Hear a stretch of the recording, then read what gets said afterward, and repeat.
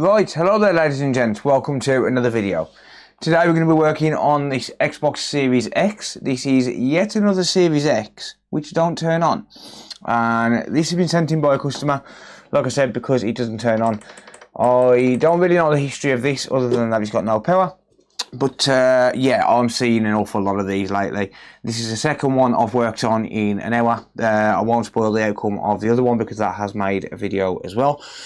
But this is the second one in an hour with a prior repair attempt as well. So, yeah, with that being said, my name's Hakko, I'm an electronics technician.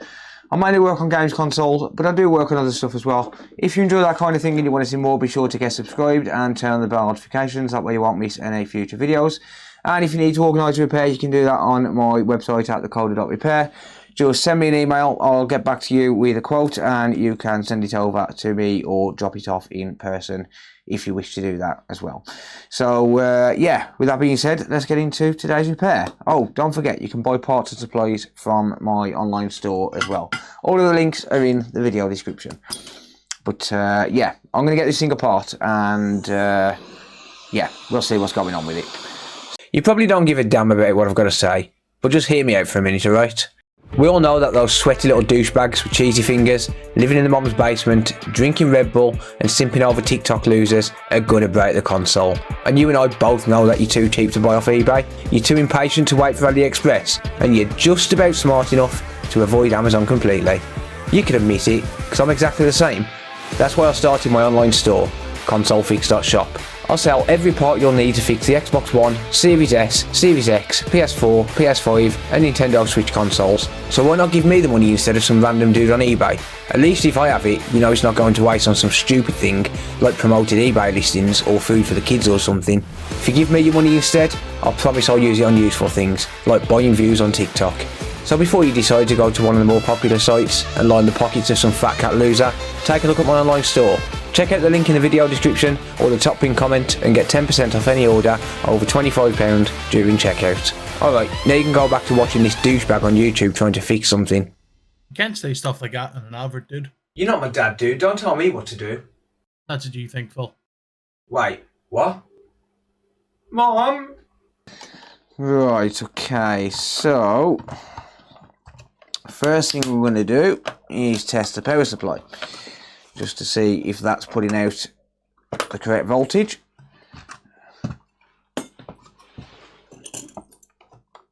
So pop the plug in there, and then you'll have to take my word for this, but we're going to just test the power supply quickly.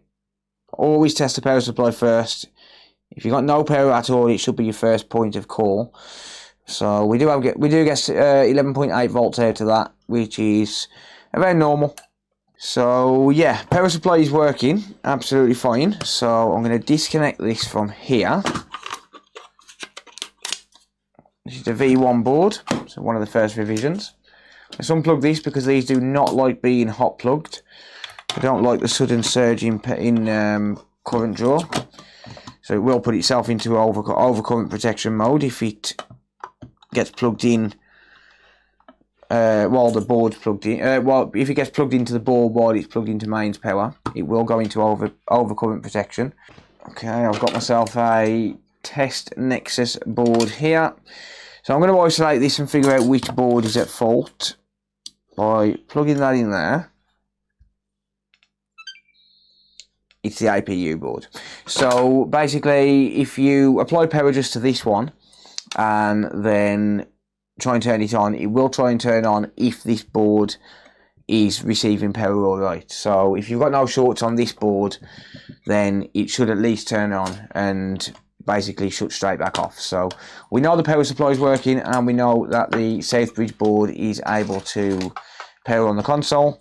Whether that's the only issue, whether this board is the only issue, we don't know, but obviously we can narrow it down a little bit and at least figure out that yes, if this is all put back together, we're going to at least be able to attempt to turn the console on. We should get a beep, right? So that's that. So I'm going to go into continuity mode now, and I'm going to check my 12 volt rail on the APU board, and we do have a short.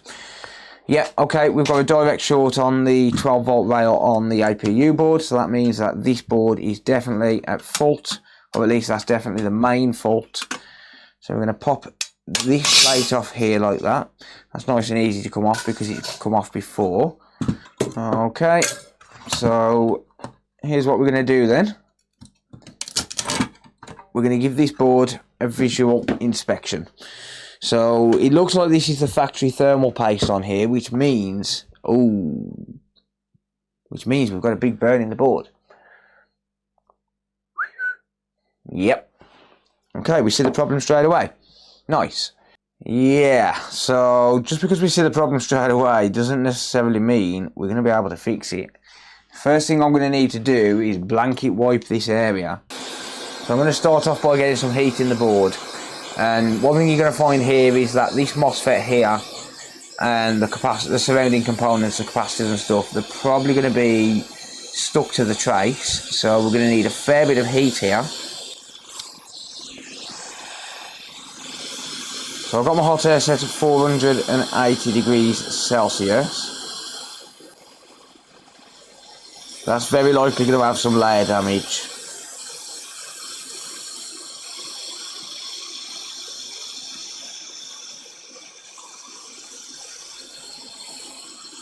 Yeah, look at that. It's welded to the board.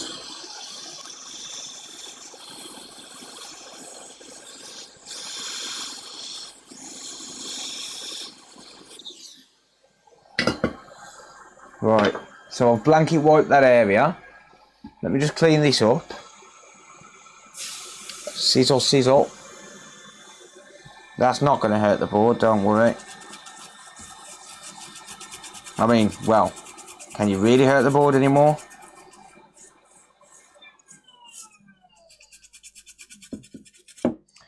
Alright, so that's that. I'm going to need to do a little bit of scraping and digging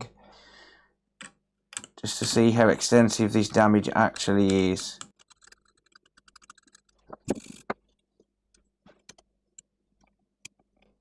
Ooh, yeah, that's a bit rough.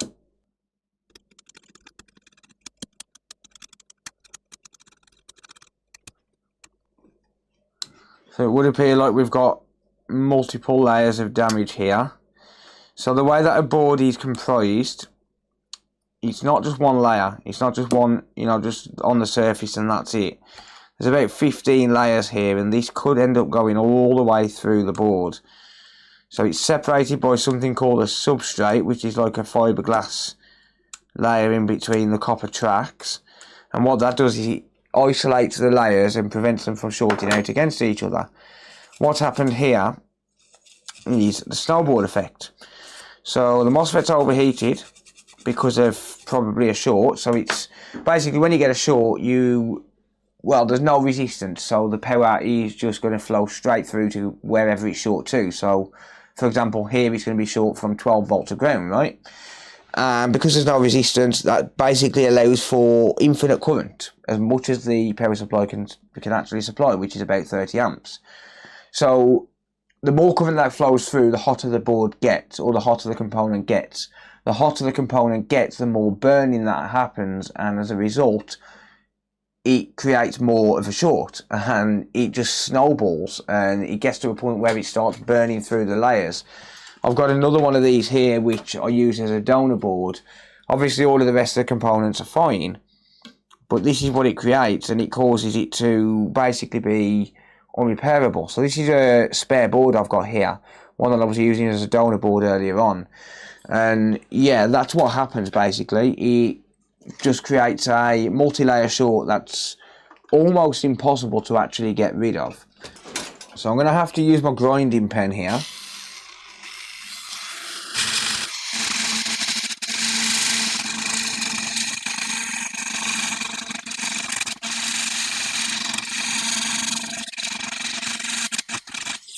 Okay, let's just clean this. So what I want to do here is just grind away and just see how bad this damage actually is. I'm just going to knock these caps off around here just so I can continue grinding.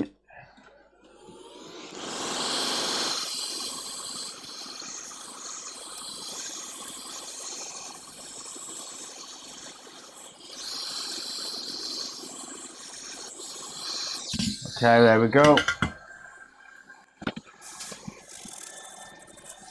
So the thing with these boards as well is directly underneath this layer for the 12-volt rail is a ground layer. So as it burns the board, it becomes more and more short.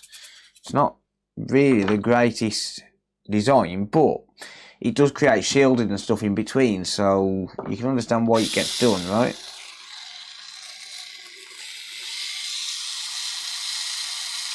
So all of this black stuff here, that's burnt substrate.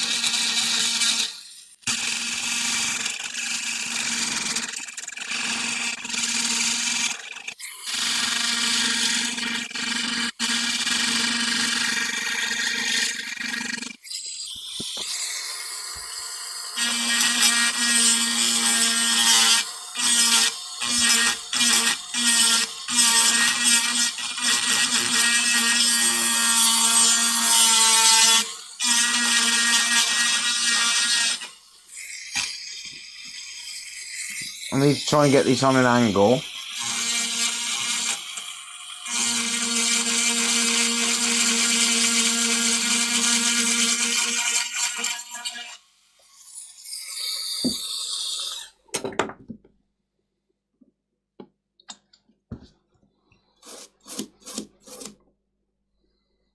Okay.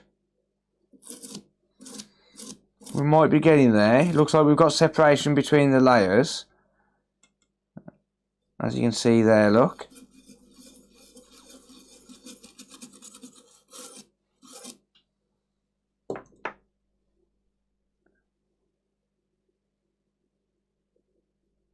But it does look like we've got another layer. So it looks like we're going 4 to 5 layers deep in the damage. So if you take a look, we just zoom in there, you'll see we've got burnt substrate on the 4th layer down. So we've got 1, 2, 3 and then 4 there.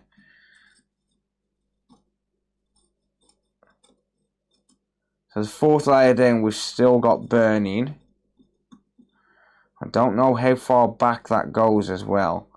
So we're going to have to dig some more. We'll take it a little bit slower now though.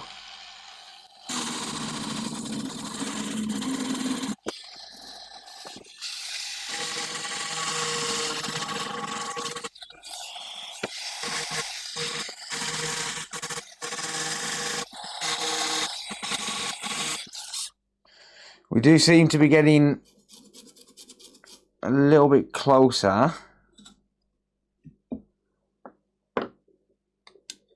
But I do think there's still some burnt substrate there.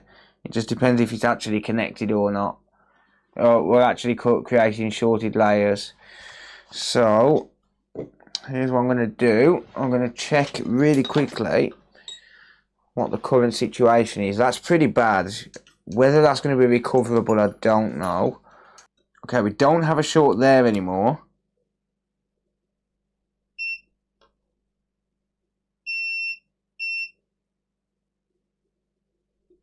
That's not short, that layer.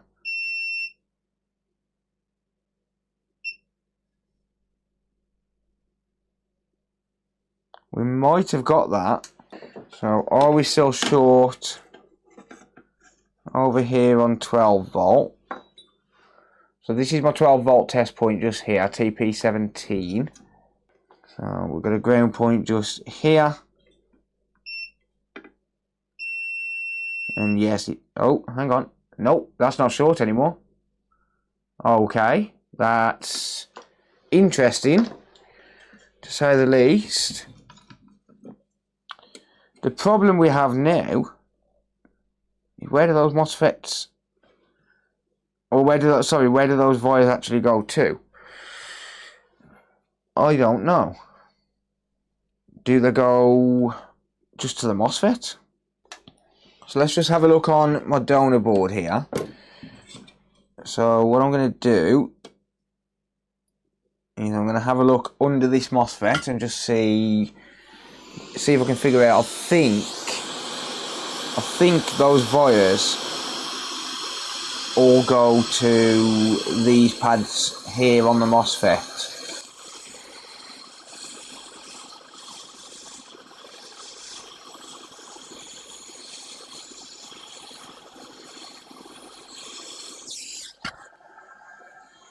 Yeah, I believe they do.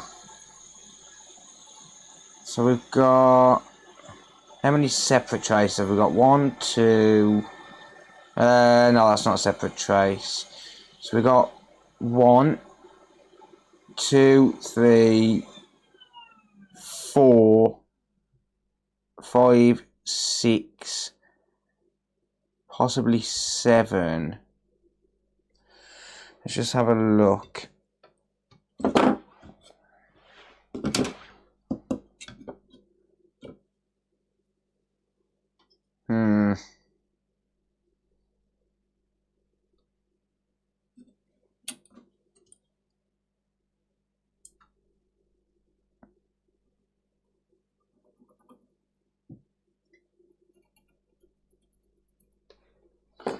Alright, let's just try and get a better view of this.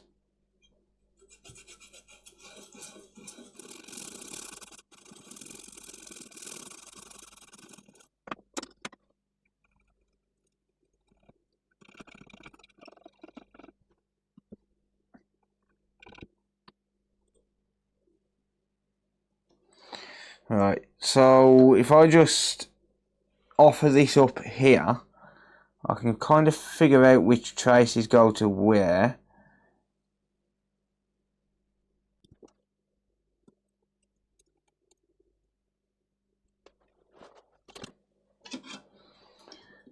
So the MOSFET sits just like that.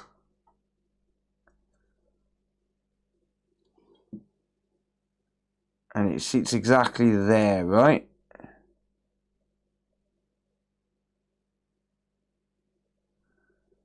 So yeah, I can kind of work out where they go. The question is, can I get jumper wires onto them? That's the biggest question. And more to the point, can I get jumper wires on them without shorting anything out?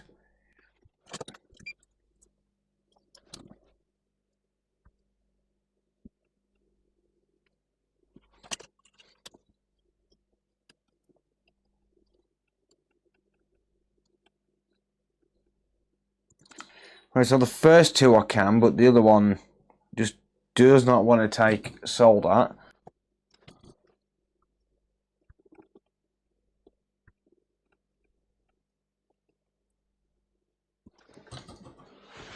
Let's try a bit of heat assist.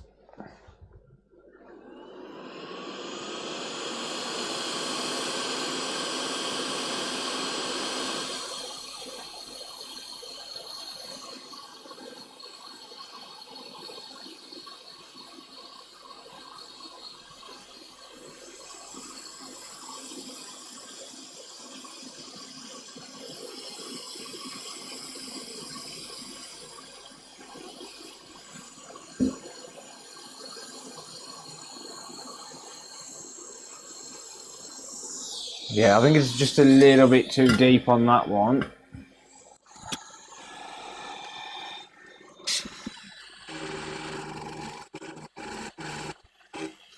Just trying to give myself enough room to get the iron in there.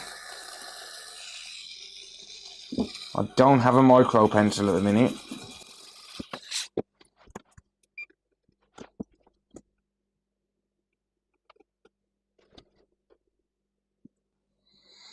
Okay, I might have got that.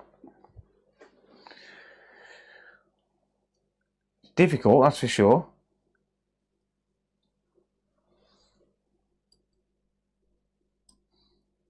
Problem is figuring out where the other ones are.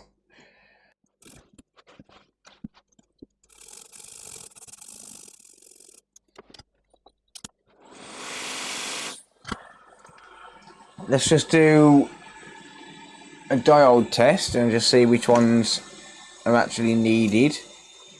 I mean, this will probably run without the MOSFET on, because I know on the newer revision some MOSFETs did get removed because they were a bit more efficient. So that pin is 0.48.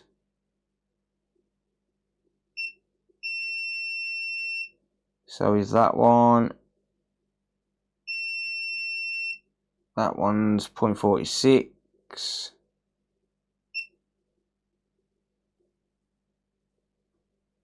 Yeah, I think they're all needed.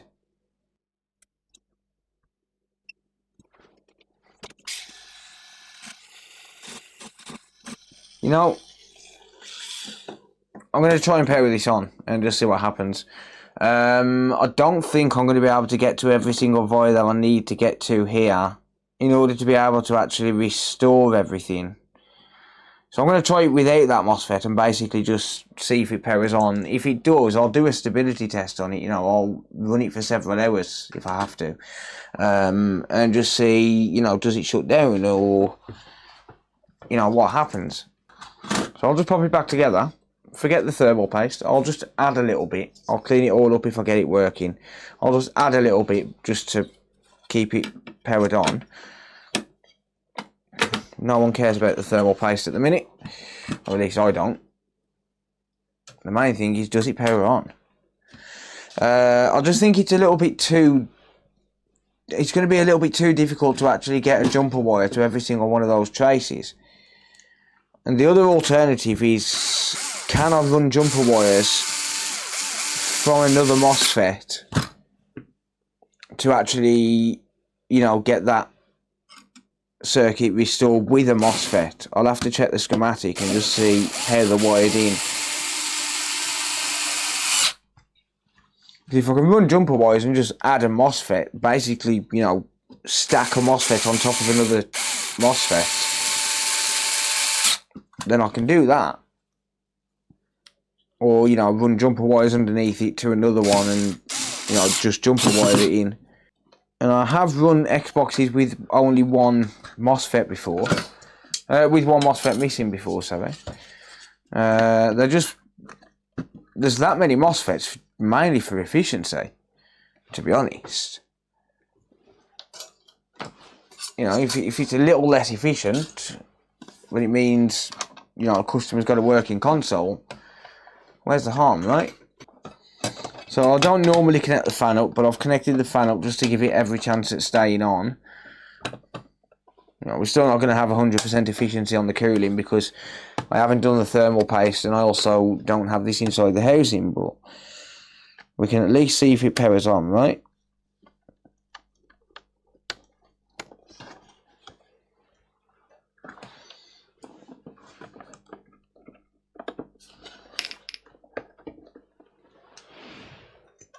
Okay. It does. Right, well, my camera just went off, and I don't know if I actually caught it turning on. Fallout New Vegas is in that drive. Right, it is booting. I don't know if it actually caught it powering on or not. Really need to sort out my cameras. I keep shutting down for no reason. I think it's something to do with a grounding issue on with the way I've got it wired up. So maybe, yeah, it shut off as I plug the HDMI cable in. Alright. Well, that's booting.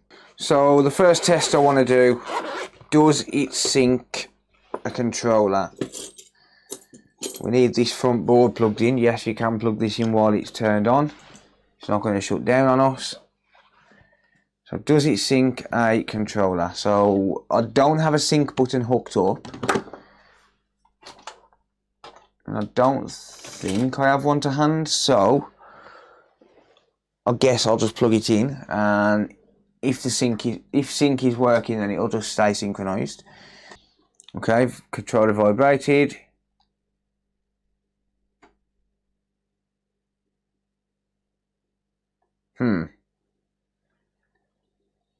It's not syncing.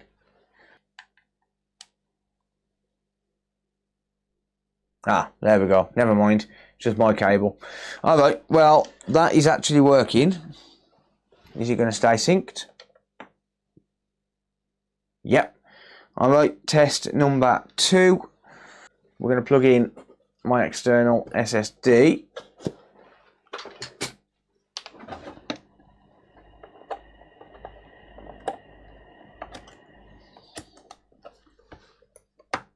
There we are.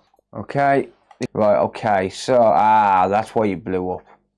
It's got the FIFA virus. Yeah, that explains a lot. Right, we're going to connect to the internet. That'll allow us to test that at the same time. It's going to tell me I need to update. Yeah, of course it is. 4.5 gig. Lovely. Alright, well, one way to stress these is to update it, because it does get very hot while it's updating. So, yeah, I'm going to let this run through the update, and I'll pick up the video when it's fully updated. Right, okay, so this has updated. So what I'm going to need to do now, really, first of all, I need to protect the area that's been damaged. But second of all, I need to basically just, well, test it and just see if it's working for, you know, the next few hours or so. So, yeah, there's not really a lot I can do now. So, let's just check. So what I'm going to do, I'm going to just go into my storage devices, and it does pick up my test SSD.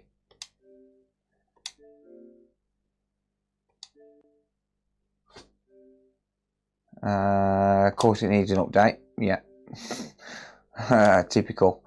Right, okay. How big's this update? 40 gig. Damn it. Right, so what I'm going to do then is I'm going to just, well, protect that area using some conformal coating, solder mask, whatever you want to call it. So I'll get that area protected, and then from there I will just get this all fully put back together. I'll change the thermal paste as well while I'm at it, because that's going to need doing no matter what. So I'm going to get this fully reassembled now, and then I'm just going to have to test it for, you know, well, several hours really, probably a few days. So I'm actually going away. I mean, it's 5 AM right now. I'm trying to get my last few jobs out of the door, because I'm actually going away for the week for my partner's birthday. So what I need to do really, I've got someone who's looking after the house for me. You know, I've got cats and stuff, so he's looking after the animals and also looking after the house and stuff, right? You know, making sure the house is safe and stuff. He lives with his granddad. It's my partner's nephew. He lives with his granddad. So, you know, it'll be basically him getting out of his granddad's hair for a while. And at the same time, you know, he gets to live here. Whatever food's in, he gets to eat, all of that sort of stuff, and I'll pay him to do it and stuff. So, yeah, it means that my house stays secure and stuff like that. So what I might do is I might give this to him, you know, for the next 5 days while we're away. We're only going away for 4 days, 4 nights, 5 days. You know, it's just a little mini break sort of thing. So what I might do is I might get him to just basically test this over the next few days. You know, say to him, right, here's a controller, here's the Xbox, don't break it or I'll break your neck. Yeah, test it for the next few days. I mean, it's the, I think, is it the 4th today? 3rd? 3rd. It's the 3rd of November. So basically I'll be contacting the customer in a few hours. Just let the customer know that, you know, it's working, but I need to stress test it, sort of thing. And, you know, I'll log it into my own account and stuff, and obviously, you know, he can test it for me on my account. I think that's probably the best thing to do. So just get rid of this thermal paste here. And then I'm going to just pop under the microscope a sec and show you what I'm going to do to protect this area. So here's the affected area. We've got some copper shards and stuff here which need to go. So that all needs cleaning up. Probably isn't going to affect the console, but it's not really good practice to leave it there, is it? Same as around here as well. We've got copper shards here as well. Tolerances and stuff are very, very fine on you know, resistances and stuff around the CPU, the APU, the RAM, all of that stuff. So yeah, don't want any kind of copper shards or anything around. But honestly, this is probably going to be fine as it is. I will let the customer know the situation with it and say, well, look, at the end of the day, you know, I've got rid of the short, but I'm not going to be able to put that MOSFET back. You know, if it works, then there's no real harm in it if it's not going to cause any issues. Which is why I'm going to say, rather than, you know, play my console, my nephew can play, or well, my partner's nephew can play this console and actually stress test it properly, you know, with a bunch of games. So what I've got here is some real life whatever model this is, UVH902. I always forget the model number. Real life UVH902. This is really, really good stuff. And I'm not just saying it because I sell this on the online store, although I do sell this on the online store. But yeah, this stuff is absolutely fantastic. And let me show you why. So, if I just pop a little bit of this out, I'm going to, well, I've got some contaminants in it because I never keep the lid on it. So I'll just squeeze a little bit of it out. And I'll just clean it away. There we are. But, if I pop a little bit of this out, just like this, and if I drop this inside here like so, you're probably thinking to yourself right now, normal conformal coating, if you do this where you've got a nice big blob, it's never ever ever gonna cure, right? Well, let me tell you something. This stuff is the best stuff I have ever seen in terms of, you know, coating and stuff like that. And the reason it's the best stuff I've ever seen is because it cures in seconds and it cures rock solid. So if I get a UV light here, this is going to take around 3 to 5 seconds, maybe a little bit more because there's quite a bit here, but around about 5 seconds this cures. So ready? 1, 2, 3, 4, 5. See the change in colour? It's absolutely solid. Obviously, I can make it harder by curing it for longer, but it cures within a few seconds. It's absolutely unbelievable. I've never seen anything like it. This stuff, honestly, forget using mechanic. Forget using that green goo that you usually get. You know, I know I've said it's always good stuff and, you know, stuff like that. And yeah, it is. Or it was, until this was brought out. I'm going to put another thin layer here. Just to protect the rest of this exposed area. I could have probably done all of this in one.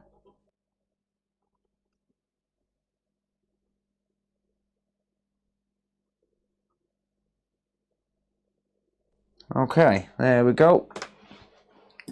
So now I'm going to cure this again, and this time I will actually do it for 3 seconds because it's a thinner layer. You ready? 1, 2, 3. Done. It's unbelievable. You can get it to go rock solid, like I said, just expose it to more UV light. But honestly, this stuff is absolutely fantastic. yeah, if you expose it to too much light, it does change colour and stuff, but it's supposed to cure fairly clear. But obviously with the amount of UV light I've exposed that to, you know, because I want it to be absolutely solid, the amount of UV light I've actually exposed that to, it's caused it to change colour. But other than that, it's absolutely awesome. But yeah, check that out. Solid.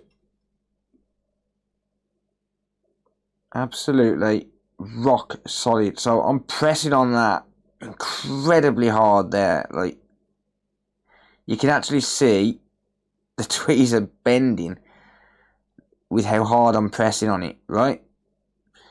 It's not doing, you know, look at that. Like, it's absolutely rock solid. It's awesome. It's fantastic. You can buy that on my online store, consolefix.shop.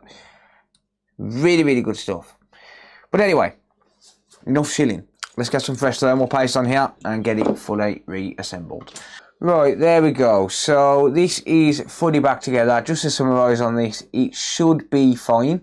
I'm going to end the video here, but obviously if this video gets posted, it means that it's working absolutely fine with the stress testing and stuff like that. Listen, I can't really do anything else for the video, right? At the end of the day, all I can do with this is stress test it, and then, you know, in 3 or 4 days' time, you're just going to have to take my word for it anyway that it works, or that it don't work, or whatever. So if it doesn't work, then unfortunately I'm not going to be doing any more work to it, because it's going to be too difficult to get those jumper wires. Actually, I might do, but I would have to buy it off the customer as, you know, scrap. But I'm going to get it stress tested. My nephew, or my partner's nephew rather, can stress test it for the next few days. I'll explain to the customer why he's going to have to wait. Not really much I can do about that. I can send it back, but the problem with that is my warranty. The way my warranty works is, if it comes back under warranty, I'll cover the postage cost, and I don't really want to risk sending it out if there's a chance that it could fail again, and I really do just need to obviously stress test it and just make sure it's not going to fail. I'm sure the customer would understand. At the end of the day, you know, sometimes we just have to do these extended tests, and unfortunately there's no way around it other than the customer signing a waiver saying, you know, if it fails again, he's going to have to cover the postage costs. But other than that, it's going to have to stay here for a little while. But yeah, I'm going to leave it there. Thank you very much for watching. Let me know what you think down in the comment section down below. Do you reckon it'll be okay? I'll know in a few days, and obviously by the time this video goes out, I'll know anyway, so I'll post it on the screen right now. Did it work? I don't know. Anyway, thanks for watching. Let me know what you think down in the comments down below. Give the video a thumbs up. Don't forget to subscribe for more. You can book in a repair at thecoded.repair, and you can buy parts and supplies for your repair at consolefix.shop. But with that being said, take care everyone, and I'll see you all in the next video. Bye for now.